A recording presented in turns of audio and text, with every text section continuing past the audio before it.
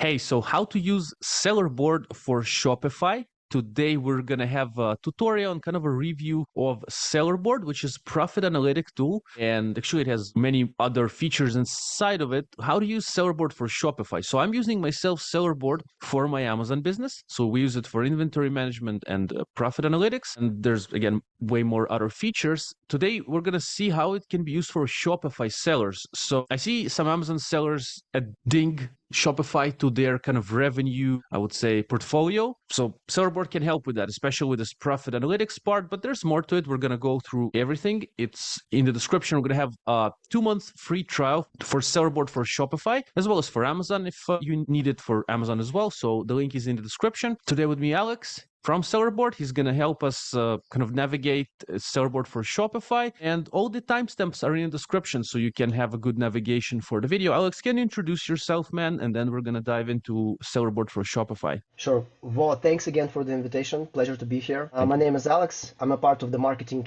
team at Sellerboard. Sellerboard is known for the profit analytics software for Amazon sellers, but we have the solution for Shopify sellers as well. And today I'm going to do a short demo and tell you a little bit about how it works, what features it brings to the table, and know how you can benefit from it, and maybe even consider adding Shopify to your portfolio of channels, how you're selling your products, as Vova mentioned earlier, because there are certain reasons for that, not having everything in one place. Let me give a very brief intro about the software and what questions or what problems we solve. So basically, the main difference between selling on Amazon and, for instance, on Shopify is the fact that in Amazon, you have people coming to the marketplace and searching for a specific product, right? So, and you need to just be there, right? So the traffic will somehow end up on your listings if you have like nice SEO, if you are doing paid advertising, but the strategies better than me probably. But ultimately, the customers are there. And with Shopify, it's a totally different story. So you need to set up campaigns to advertise all over the internet, however you can gain traffic to bring those customers to your website, right? So then once you do that, then you start spending advertising budget. And then a big question arises, right? So how well you're, using that advertising budget? Are you profitable with your campaigns or not? So the number of conversions that you have and that return on investment, so all of that, there's a certain issue with advertising in external channels and bringing customers to your website, given the fact that the advertising world is, moving towards like a cookie-free environment. So, cookies are a lot more administered and, are a lot more overseen by different regulations and stuff like that. So third-party data is not the most relevant right now, and relying on it becomes, more and more complicated. So this is why having first-party data is a lot more beneficial and a lot more accurate, and having your website set up. This is the place where you gain your first-party data. So what Sellerboard for Shopify enables you to do is to use that data in order to understand how your campaigns work. The customers that come through different channels to your website, where they came from, when they came, and what was their landing page, and other UTM metrics that help us understand what's really, the source of the traffic and of the sale ultimately. So yeah, I'm getting a little bit ahead of myself, but that's a really important point I would like, to highlight. So yeah, if you are ready, I'm ready. Maybe we can kick off the demo. Let's go, man. Correct. You said it's a bit hard to follow up where your customers are coming from if you have an kind of e-commerce website. Basically, it seems like Sellerboard has a solution for that. So yeah, let's see how it works. I really love it for the Amazon business we're running. So let's see how it works for Shopify. I'm not a Shopify seller myself, but we have people who watch the channel that are Shopify sellers as well. So let's see if we can help them. All right, sure. Let's do it, man. Okay, so I'm going to share my screen. Yeah. All right, so for those who are acquainted with Sellerboard for Amazon, this dashboard, and for you, Vova, it seems, familiar, because basically the profit dashboard is pretty much the same. So the layout is the same. For those who are new to Sellerboard, this is the profit dashboard, and it gives you functionality necessarily for analyzing, your profitability on different levels. So on an account level, on the product level, and how you can do that, basically you can use several type of views for that. Up here you have the tiles view, which the view selected right now. You have the chart view, the profit and loss view, and the trends view. I'm going to show you the other ones in a minute. Right now, let's see what the tile view offers you. So you basically have these tiles up here. Each of the tile represents a certain time frame, and these tiles are customizable, so you can always select which time frame you want to see in a specific tile. For instance, this one is set for today right now. So you have the sales, the number of orders, returns, advertising costs, net profit for this specific day, and you can compare it to another date, like for instance to yesterday, and I can see where I'm kind of going, what's the dynamic. It's a very good way to get a quick glimpse of where you're standing in terms of performance.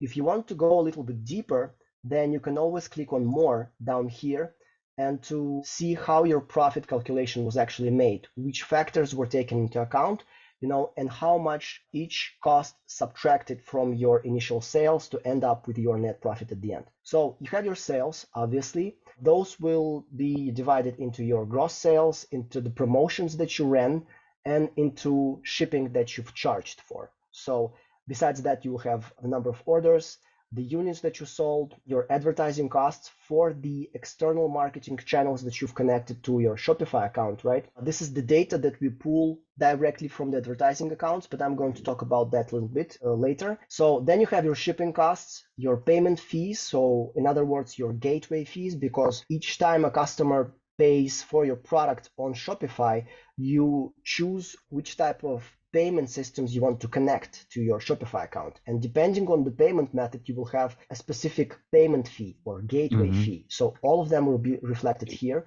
By the way, they're customizable. Then you have your cost of goods, taxes that might apply in your home country where you located. Then you will end up with your gross profit. And at the end, you will have the option to also take into account the overhead expenses that you might have in your business that are not necessarily related to any costs directly on Shopify, right? So this might include your services like accountant services, photography that you're doing for your products, maybe, I don't know, virtual assistants or other stuff that you're paying for. So we have a separate dashboard for that. I'm going to show it to you in a minute. Then you will be left with your net profit and some other metrics that will show you different stuff in terms where you're standing, like what is your return on advertising spend. By the way, a new metric that we introduced, this is profit on advertising spend. So most of the time we are looking at the ROS, but sometimes the return on advertising spend that is taken, that takes sales into account is not so relevant, because if you have a low margin, then it is better to look at what is the relation between your profit, and your advertising spend, because this is important, because your additional costs may be very high. So we've introduced that metric because it's a new thing that we've been requested to introduce, frankly. All right, so this is a breakdown of what you can see on an account level. You have the option to compare these periods on an account level. Then down here, you will have the products view.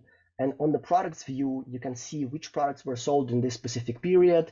You can see the metrics that are related to a specific product. So for instance, I see this jewelry red box, and I see that I've sold today 3 units of it in a total of $291.72. I spent 0 on advertising. My gross profit was this, and my net profit was the same because I had no additional expenses that were linked to it. And again, I can go to more here and expand the metrics and see a breakdown of how the profitability was calculated for this specific product. Besides, if I want to add additional metrics to the spreadsheet, I can press this button right here and see what else I want to see in the spreadsheet on the products view. So if I want to see the shipping costs, I can check this box and they will instantly pop up here. So I will see how much exactly I've spent on shipping for every product. The same applies to your orders, so you can get a similar order view. So if you select a period, then you will see the orders that you had in this exact period. Obviously, you have tools to filter out your results here, select specific products. Or for Shopify, another relevant thing is analyzing different channels. So up here in Amazon, if you work in different marketplaces, then you would see like different marketplaces here, like the US maybe, or the UK, or whatever you work. So you would be able to switch between marketplaces view. And for Shopify, you might have different channels where you're doing the sales, like not necessarily only on the website itself, on the Shopify store, but you can have sales that are coming from maybe your TikTok store, or maybe from flip.shop, or maybe they're coming from Snappy or other services that are like third-party channels that are sending customers directly to your Shopify store. And what you want to do is analyze those channels separately, because you like have investments, right, that you basically allocate as advertising costs for a channel, as you want to see how well you're performing, right? So this is the place where you select which channels you want to analyze. This is pretty much it in terms of seeing the products view and the tile view. Then this is the chart view. What is next? For those who know the software for Amazon sellers, pretty much the same again. So what it can show you is basically the evolution of a specific set of metrics on an account level. Right now, we're looking at units sold, advertising costs, returns, and net profit, and how all of these metrics evolved over time, so month by month. I can always click on configuration right here on the left and select other metrics that I'm interested in. For instance, I want to see how my profit margin evolved over time. I'm going to check this box and see it over here on the chart, right? So this is basically the main functionality of this view. Again, for the selected period, which you can change right here, I will see the main metrics for profit calculation and the products sold in this period down at the bottom of the screen. Then we have the profit and loss view, which is basically like a giant spreadsheet which displays all of the key metrics for your Shopify business month by month, or you can set it up, for instance, day by day if you're looking like at a 30-day period, and you can analyze the dynamics of different metrics that are specific to different areas of your business. For instance, if I want to analyze how my advertising costs evolved over time, I can see this line right here, and I can expand it and see like different channels. So I can see that, for instance, over here, I started advertising on Facebook and basically on all of the channels in December. This is the demo account, by the way. So, and I can see that in January, my advertising costs for Facebook rised, and then they begin to, in February, they decreased and rised again. And now in the middle of the month, and I can also already project that I'm going to have a pretty much the same picture by the end of April as I'm having in March. So if I want to dig a little bit deeper, so on a product level to see trends, right? How metrics evolve on a product level, then I'm going to use the trends view, which is up here.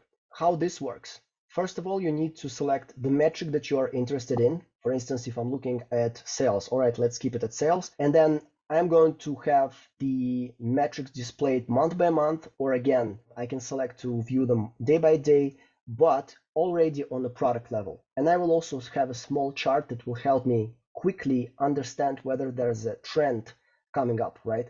So maybe I can spot it and then act on it. So do something about it. This is a good way to analyze these kind of things on a product level. All right, all in all, this is it. Last thing probably is the fact that you can always export this data. You have a button right here at the top of the screen, because sometimes it's important, to share this data or maybe do an analysis of your own. So yeah, you can always do that. For the profit analytics part, this is like from a very top level, pretty much it. And now let's go further. So now I want to discuss the marketing dashboard, which is one of the most interesting parts here in Sellerboard for Shopify, in my opinion. So as I said in the beginning, there's this problem with advertising all over the place, like on different social media and Google, having these campaigns, spending a lot of budget, right? And then not being sure about how your sales are attributed to your advertising campaigns. And there are certain reasons for that, because with the introduction of iOS 14.5 and with the evolution of new kinds of browsers, personal data becomes more and more important, and people are like taking care of it and thinking about how can I protect my own personal information and not leave my digital imprint everywhere. So this is why for advertising platforms, it becomes more and more complicated to give you exact results on where your advertising budgets bring you the most conversions, the most performance, right? So this is why even if you have ever done advertising on a platform like Facebook, then you would probably notice that most of the times they like even give you a disclaimer that because of these changes in the iOS 14.5 and because of the recent changes in the web browsers, the most popular ones, they are using AI models to project the results, the final results, because they're actually not quite sure of the final results of the conversions they show you. So this is because they rely on third-party data. And with Shopify, the beauty of it is the fact that Shopify gives us the first-party data directly from your website. So it's like data from the first source, from the customers that visited your website and brought that data with them, rather than seeing the data on the side of Facebook, on the side of TikTok, because they do not have direct access to like your website, only the things that they can get through the pixel, but that data is very limited. So all of that, I'm mentioning that only to show you how we treat that problem and how we solve it. So first things first, this is the marketing dashboard. You can use it to analyze your performance in terms of campaigns, in terms of budgets, in terms of profit, of course. So first thing you will notice here is a big chart that will show you the evolution of PPC specific metrics in the time frame that you've selected. You can go to the configuration button and see which metrics you are more interested in. Like, for instance, you want to see how your CTR evolved, or the number of impressions, how it evolved over time, and stuff like that. You will only see here at the right side only the data related to your PPC sales. So not all of the sales that were made in this period that you've selected, but only the advertising sales. So having all of the data, now we're coming to the best part. So down here, you will see all of the platforms that are currently connected to your Sellerboard for Shopify account. So as you can see, we are advertising in this demo account on Facebook, on Google, on Pinterest, and TikTok. And we have two big areas. So the first area is the data that we get from the advertising platform. So you can see that it's written reported by ad platform. And you can see the main metrics that we get from the advertising platform. But as I mentioned before, this data is not as accurate as the data that as Sellerboard attributes to the campaigns that we get from the advertising platforms, only because we attribute the final sales using the data from Shopify. Let me break it down a little bit. First of all, the metrics that you have are, of course, the main PPC metrics, impressions, CPM, CTR, clicks, cost per click, and all of these metrics. And then what Sellerboard shows you additionally being attributed by the platform is the sales that we attribute. And as you can see, these sales are different. So we found almost $7,000 for this advertising activity on Facebook of sales that we've attributed to these campaigns. And the ad platform itself was able to only attribute $4,843. So if you judge solely by the numbers from Facebook, then your campaigns and your advertising will never be profitable because they are losing attributions. Let me give you a quick example. So imagine a situation when a customer comes to your website from Facebook, from an ad on Facebook, but he doesn't buy the product immediately, like in the same session. And he comes back to your website after an amount of period, like in a couple of days, and buys a product. So Facebook will never attribute that sale to that campaign, but Shopify will do, because Shopify will see that it's basically the same customer and it's another visit, and you can actually set up which visit you want to use as the trigger for attribution. I'm going to show you the customer journey map that we get from Shopify when we are attributing the sales. So I just wanted to give you this example so you can see that the metrics are different. So if you have higher sales attributed to the campaigns, then your overall conversion will be different, and then obviously the profit attributed to the campaign will be also different. And if you want to see how these attributions were made, you can always go ahead and click on the number of the orders attributed by Sellerboard, and you will see all of the orders that came from a specific advertising platform in the chosen time period. And you can see we have the order date, order number, number of products, sales, profit, all of that. And if you click on customer journey, then you will get the data that we use to attribute the sale. So basically you can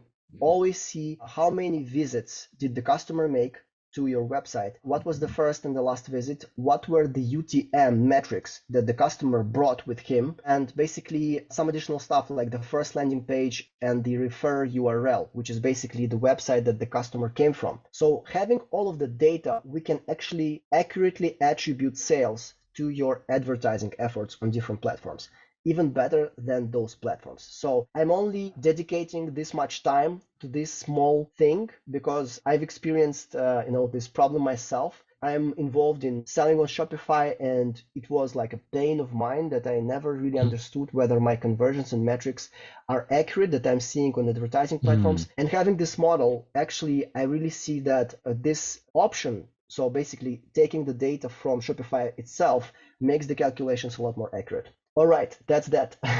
I've presented you the marketing dashboard. We can Really cool, man. probably move on. Yeah, it's a nice option that pretty much what you've explained, that sometimes people jump to your site from Facebook, get off the website, go live their life. Suddenly, 7 days of time, they get back.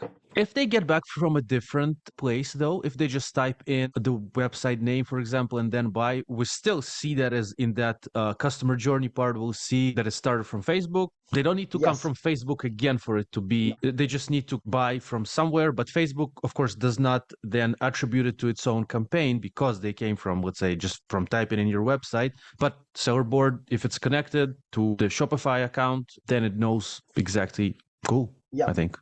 Exactly. Because we can already identify that customer. So because Shopify already has like the print of the customer, and he can say that is the customer that already made a visit to us, but from Facebook initially. So this is why we are attributing that sale there. Cool. All right. So let's move on. Besides doing the accurate attribution, we also deliver the lifetime value dashboard, which is a very cool tool if you are doing repeat business. If you have customers coming back to your business, like if you have consumables as your products, or maybe you have products that are sold in bulk, then you have a very high chance of customers returning to you and doing repeat business if they get, if they are satisfied with the products, the service, and everything. So what the lifetime value dashboard allows you to do is see the accumulated sales per buyer. So what that means is, for instance, if I'm having customers returning to my website and buying several products in a specific time frame, like for instance, in the last 3 months, I'm analyzing this time frame and I see that the accumulated sales per buyer are higher than the price of the product that I'm selling. That means that per average, a customer came more than once to buy a product of this type. So I can analyze that on an account level, and I can analyze that on a product level. And what's the point of doing it? On an account level, you can see, so in these styles, let me start from this. We have data for the last 3 months, 6 months, 12 months, 24 months, and the main metrics are, so the accumulated sales per buyer in value, in units, in amount of orders, and the accumulated profit per customer. When you analyze this data, you can kind of see if you are improving your situation in terms of doing repeat business in general. Like, are you increasing, the experience with your customers so they can come back to you? Because if you do, then you will have less marketing effort, less advertising budgets. You will need to spend less money to bring that customer to you to make a sale, because he will be coming back anyway. He's already motivated. So on an account level, you kind of want to look at that just to understand whether you're improving the situation overall. And on a product level, which you can do by looking at the numbers over here, on a product level, you can see which products are being bought several times by the same customer, so you can understand how to plan the customer acquisition costs. So a lot of the times, if you want to make profit and you're working like in a very price competitive area, then it might be important to bring the customer like at zero profit to make the first sale. So imagine, selling the product basically at zero profit just to bring that customer to your website, if you are pretty much sure that he will make a second purchase. And on the second purchase, given the fact that you will have no customer acquisition costs this time, because he already knows about your website, you don't need to advertise yourself to him, right? So then you will have zero customer acquisition costs. And that is the sale where you will make the profit. So you will not make the profit with the first sale, but you will kind of start making the profit with the second and the third sale and so on. So you can do that by analyzing your accumulated sales per buyer. And if you see that you have products that like are bought more than once, it maybe makes sense to invest more in advertising those products so you can like bring more sales, and then customers will that you made those sales with will come again to buy these products, and you will start making profit with the second sale, if that makes sense. So it's kind of easier to plan your customer acquisition costs if you know the numbers for your accumulated sales per buyer. That's where I'm heading with this. Yeah, so this dashboard will help you do it, analyze the numbers. This is what we are about. Let's move on. So the next thing is the products page. The products page is like a more technical thing where you will see all of your products that we will pull from Shopify. Then you will have the option to set tags for your products so you can analyze these products in group later. Then you will see the options to set the cost of goods for your products, and we have a lot of them. By the way, as a general fact, so what we try to do with Sellerboard for Shopify is give as much as possible flexibility to the sellers, because there are a lot of different models of selling on Shopify, and we kind of want to give the the tools to all of the sellers that you have different models. So for instance, the cost of goods is one of the things that we kind of give the different options to choose how you want to do, how you want to set them up. So you can go ahead and just pull the costs from Shopify. You can input them here as a constant. You can set your cost of goods by period or batch. This is a similar model to what we have on Sellerboard for Amazon. Then you can use these latest two options, so like a percentage of the price and a tiered cost. These two options are frequently requested by dropship sellers, so people who are doing dropshipping, because it's easier for them to work with the percentage of the price in terms of cost of goods. And even with the tiered cost, it's like a model when the customer buys more products at once, then the cost of goods will gradually decrease, because like there are manufacturers that say, okay, you buy more, you have a lower cost of goods. So this is how you can account for that. All right, and then obviously you also have your shipping profile that you need to set up. The shipping profiles are also a thing in profit calculation for Shopify, because you might have different products that will have different shipping costs, and depending on what type of products you are shipping, you will have different price calculation models. So I'm going to get there in a minute, but you can assign those shipping profiles here in the products view. Yeah, and obviously at the end, you can always check your profit per unit. This is a really cool thing,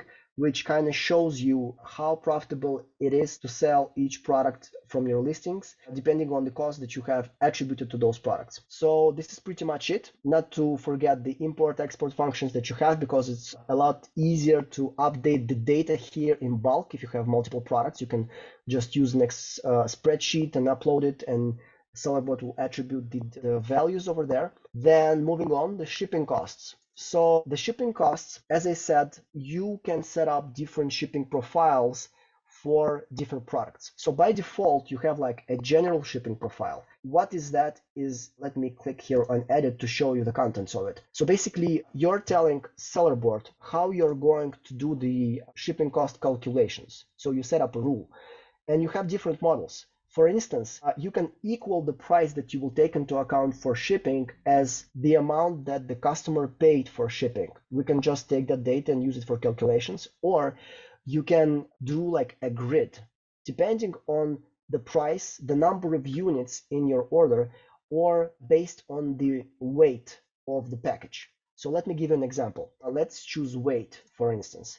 So you would first normally select the units that you're working with, depending on the market, the currency, and then you would set up your grid. So let me set up a simple one. Over here on the left, you will choose metrics, or not metrics, but rather values for domestic shipping and rest of the world. And then you would have tiers. So here I'm saying that like starting from in this first column, starting with, the smallest packages in weight, I'm going to charge like for domestic shipping, let's say $1, and then I'm going to charge like $2 for the rest of the world. Then if I'm going to say that from the smallest packages to 500 grams, let's say 500 grams, I'm going to charge more. I'm going to charge $2 domestically and like $3 for the rest of the world. And for packages that are heavier than that, so let's say a kilogram, then I'm going to charge even more. So like it's a grid that you set up to make your calculations, more closer to what you have in the real world. This is the general profile that you will set up.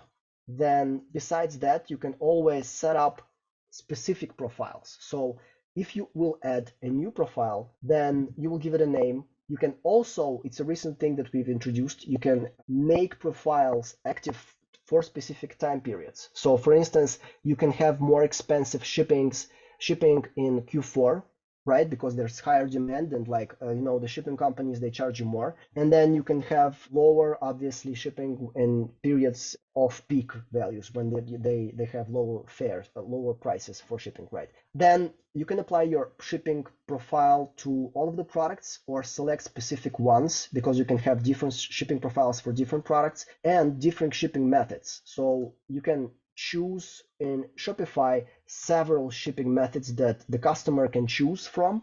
And depending on the shipping method, you can always set up a specific shipping profile that will have different shipping calculation models. And then you will obviously select one of the rules that I've showed you in the previous example. So yeah, that's that. Besides that, another important thing in Shopify are the returns. So unlike in Amazon, you have to take care of your returns on your own. And this is why it's important to take into account also the shipping cost of the returns, because when customers return, products to you, it's obviously a cost that you need to take into account. So what you will normally do is go here and set up returns shipping profile or calculation rule. And you can either choose an option to have a fixed amount for a returned item or to not take it into account in general. So two options here. Then another important thing when doing profit calculation for Shopify is the pick and pack costs. Again, when you're working with a warehouse, when you have people, unlike in FBA, right? So you kind of pretty much have all of that or most of that covered by a specific fee. But here you have to get into the details and say, okay, it costs me like 50 cents to pick and pack a product, an item, right? From the shelf to pick it and to pack it. And then per package, I'm having a different price, or per item, I'm having a different price. And then you can have the option to, of course, depending on the prices that the service provider gives you, but you can have a situation when they will tell you, all right, in cases when we are packing multiple products of the same type, then it will cost you this amount of money to do the first pick and pack. And then for each next product you will pay less, because someone is already there in that section of the warehouse already, he's already taken some products off the shelf and he just needs to do a little bit more just to get another product. So he does less movement, he does less work. This is why it's pay less for doing the additional picking and packing. So yeah, that's that. You can take that also into account. And you can also take into account the pick and pack cost for the returns, because the warehouse also has to handle the returns that they receive from the customers. That's that. Then the payment fees. As I said in the very beginning, so customers, when coming to your Shopify store, they can choose different payment methods, and you can have different service providers as well doing those payments, and Shopify applies specific fees to all of them, which you can fine tune here. This is the model that is pretty obvious, but we have the main predefined calculations set up, but you can actually fine tune them depending on your situation. So all of the payment fee settings are here. Then the indirect expenses. This is pretty much the same thing as in Sellerboard for Amazon. This is the place where you take into account your additional overhead expenses, as examples that I gave you in the beginning. Your accountant services, your, photography services, virtual assistants. Maybe additionally, you have your packaging that you're buying when you're, packing the products, and maybe the warehouse rent or stuff like that. So what you would normally do is click on the add button over here to add an expense, give it a name, give it a value in terms of price, say whether it's a one-time expense or it's a recurring thing. Then you can check the box whether it's an advertising cost or not, because we will then transfer it to a separate tab in your profit calculations. You can apply a category to it, or rather place it in a category just for, so you can analyze categories and expenses separately. And then you can apply specific expenses to specific products, because if you're having a photo shoot, you are not applying this expense to all of your products, but just to the ones that you've shot during, the photo shoot. So yeah, these are the options to work with your overhead expenses. Then you have the option to download reports. Some basic reports are here in this compartment. Integrations. This is the place where you connect your marketing channels. A pretty simple mechanism. So you just choose which channel you're working with, you click connect, and then you will be taken to your specific ad platform and you will make the connection there. After that, it will take some time, under an hour, but depending on the amount of data that we will process, and you will have your metrics instantly in the marketing dashboard that I have showed you previously. And the last thing, over here in the settings, you have some cool things that you can also, I advise you to take a look at them. So you have some options for refund calculations to check these out. For one important thing, by the way, I'm going to skip all of them, but just to point out one thing, that so if you're selling on Shopify, it's really important to analyze not only all of the metrics on an account level, but also analyze the channels separately, because it's like you want to know what's your situation in every channel, because your strategies might differ and your situation might be different. So what you can do here is actually exclude some of the sales channels from the equation and not have them, that data in general, in your Sellerboard for Shopify account. So maybe you want to dedicate this platform only to analyzing a specific channel, right? So you can always do it here. You also have some other exclusion options. And one last thing, just to make this brief, the users tab. So if you're working in a team, you can always invite other members of your team using this tab. So you click on add user, you specify an email where the invitation will be sent out. You say whether it's an read-only account or the user will have editing rights. Then you will choose which parts of the software this new user will have access to, right? And the last thing is that you can actually restrict access to a specific set of products. Maybe you have someone taking care only of certain products from all of your assortment. Then this is the place to choose these products. Yeah, this is pretty much it. I hope this wasn't too overwhelming.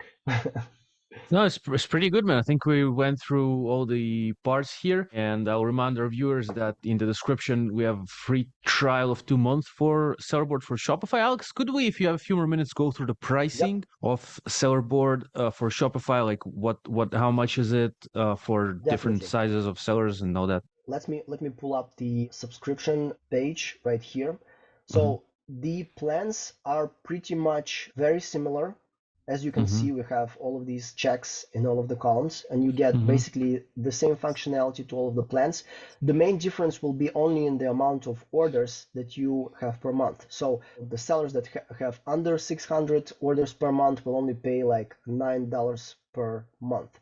So yeah, this is the pricing. You can see it on the screen. But anyway, you have the free period, the trial period. So I advise you to give it a shot and see if it will work out for your business. Yeah, so again, in the description, we're going to have the link to get the extended free trial. And we also have if anyone will be interested, tutorial for Sellerboard for Amazon sellers. So pretty much similar, but there's other different things.